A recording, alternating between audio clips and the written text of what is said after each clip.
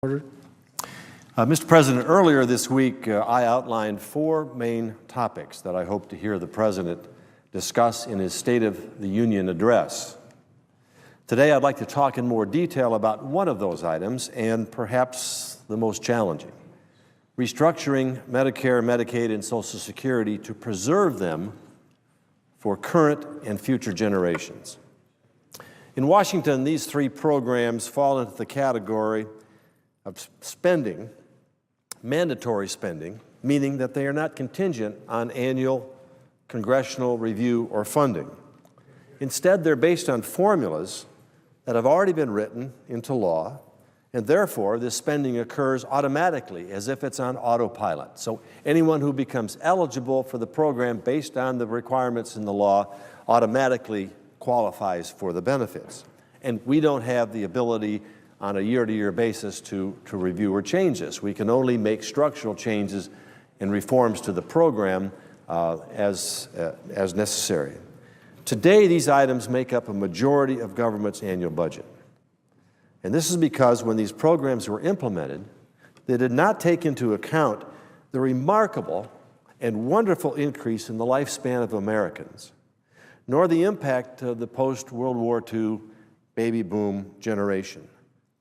Reaching the point of retirement age, which is now at the level of about 10,000 retirements each and every day of the year. And that is putting an enormous strain on the budget, our overall budget, and the proportion of that budget that goes to funding these mandatory programs. After World War II and after a long decade of depression, Americans saw a bright new future.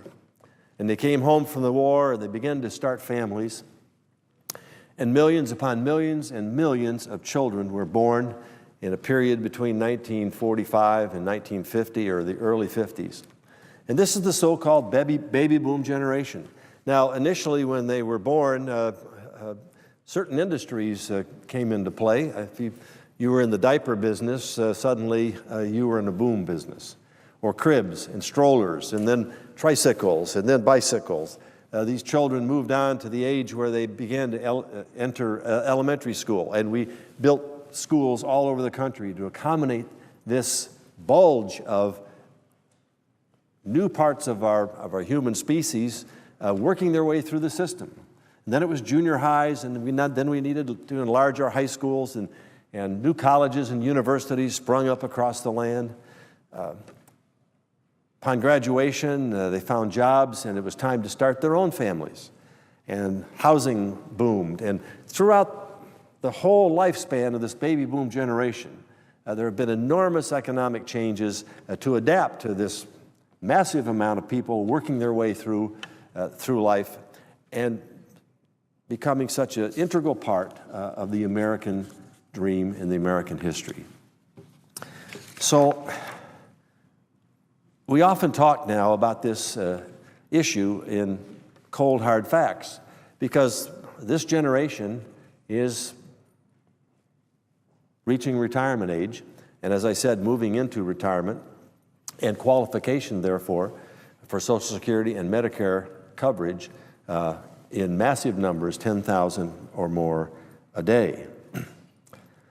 But when we talk about it in just cold, hard facts and cold numbers, we tend to ignore the impact of these programs in a much more personal way on our American public.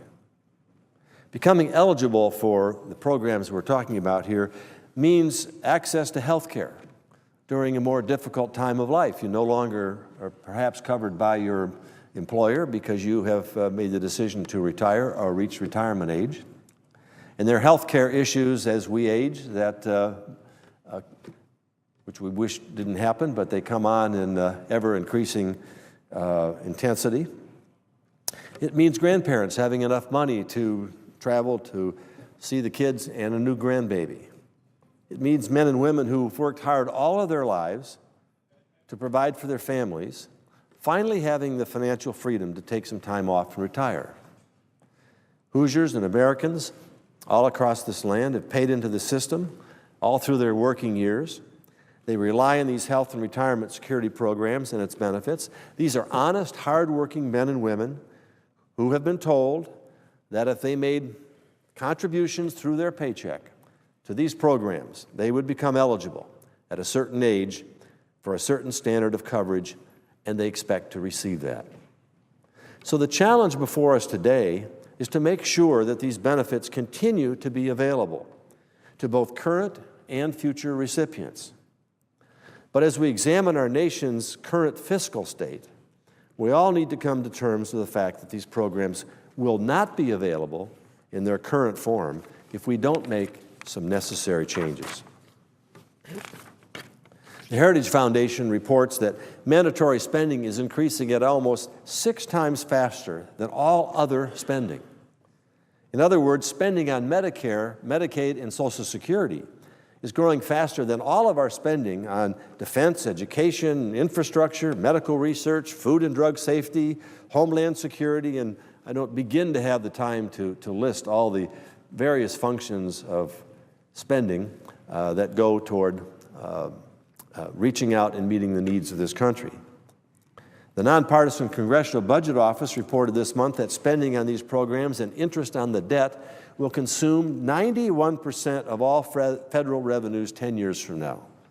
Imagine our budget as being a pie, a big pie here, and it's cut in certain slices in terms of how much money is spent on defense, how much money is spent on these mandatory programs I'm just talking about, and the amount of money that's spent on all the other functions that the federal government is engaged in.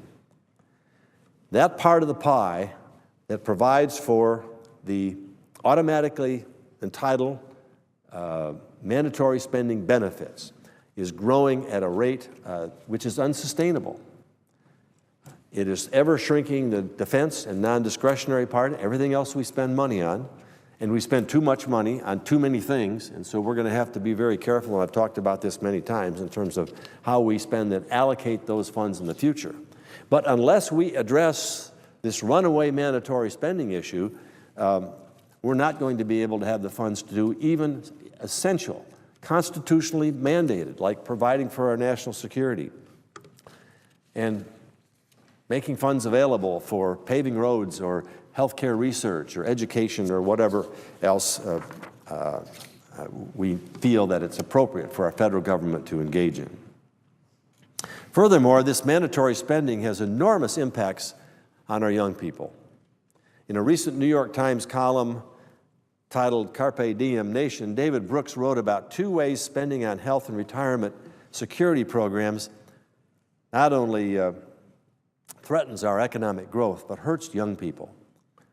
He said, and I quote, "It squeezes government investment programs that boost future growth.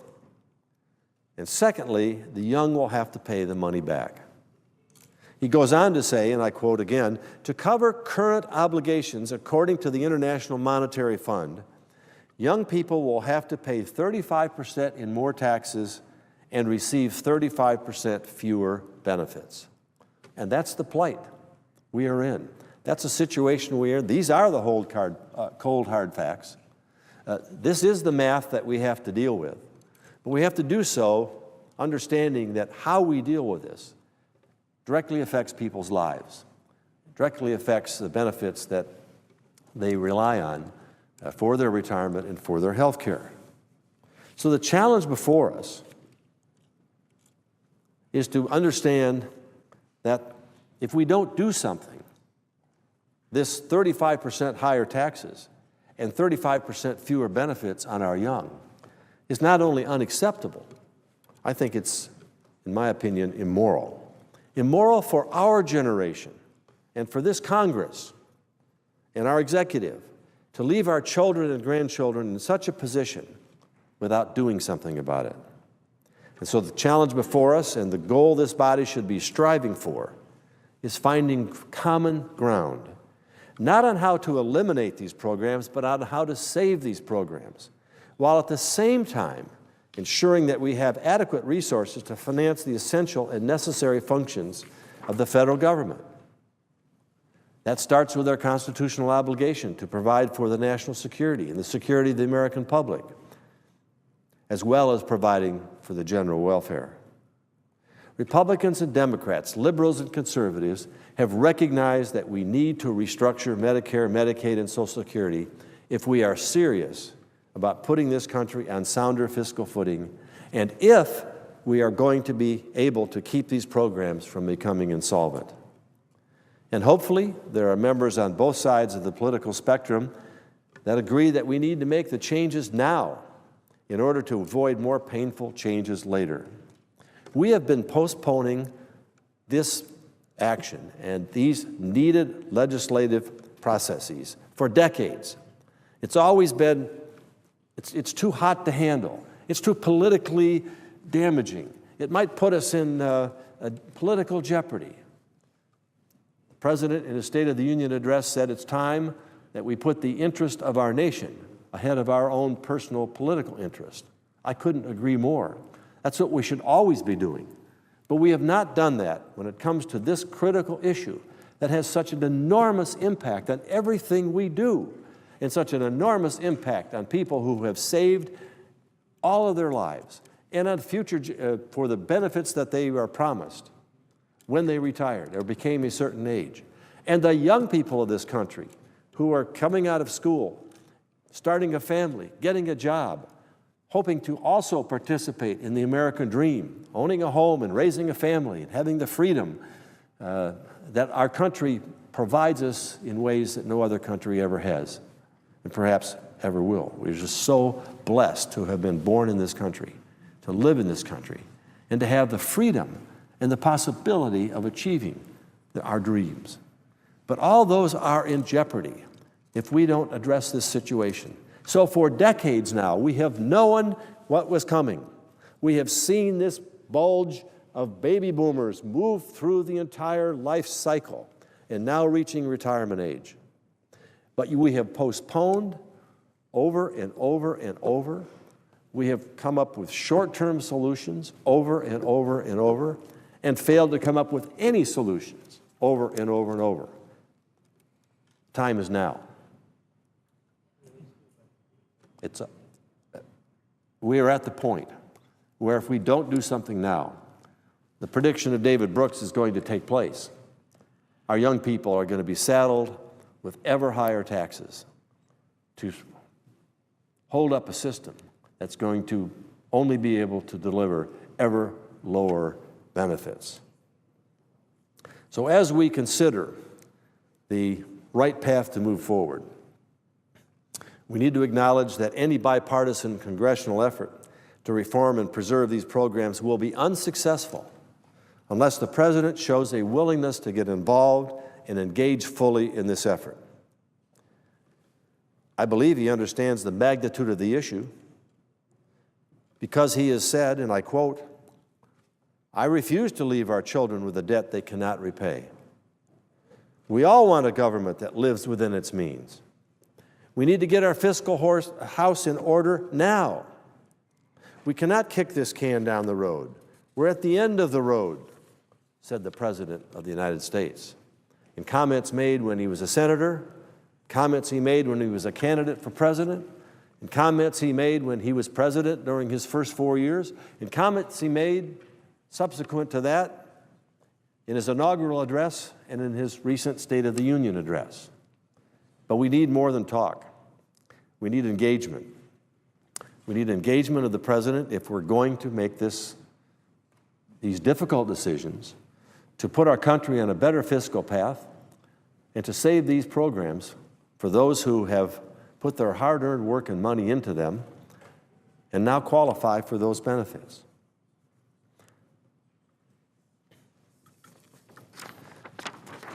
So I'd like to take this opportunity to remind the President of his repeated commitment to reduce our debt and deficit.